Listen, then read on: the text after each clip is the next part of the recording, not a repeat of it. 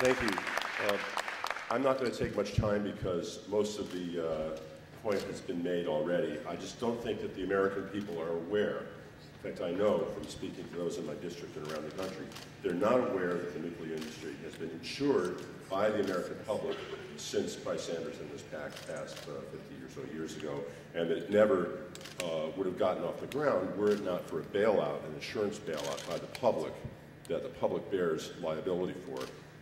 I think it's time that it stands on its own 2 feet. And I also don't think that they're aware that every one of the 103 functioning nuclear plants around the country are a de facto high-level radioactive storage site, because until Yucca Mountain or some other repository opens, every fuel rod that's been used at Indian Point in my district or any other plant around the country is stored in a spent fuel pond, which is not protected by thick reinforced concrete. It has a corrugated metal Walmart-style roof covering the pond, and it actually would make a very easy target for a small plane, not even an airliner. So there are many more reasons, but I would like to allow this this video to be shown before we three have to sprint for votes. And it's a 15-minute vote that's called, so we have, we can get out of here in a few minutes and still make it. But I want to thank Bonnie and Graham and Jackson for making this video with Ben Harper and with Kep Mo and others, and collecting the signatures, which I think refute once again the concept that the environmental groups have somehow gone over to nuclear and accepted it.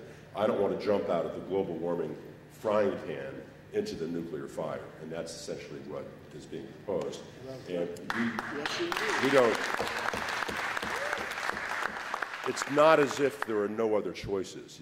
I'm buying wind power at my home in Dover Plains, New York. I'm driving an American-made hybrid that I intend, with the help of a company from Ed's district, I think, to convert to a plug-in that'll be getting in the 60 miles per gallon range. There are, in my district, several biofuels plants.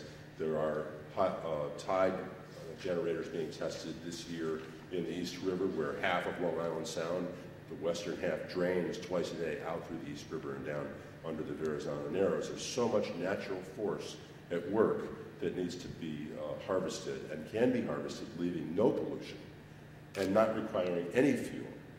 And for us to not be doing that is merely a sign of how much money is pushing on the other side to keep the status quo.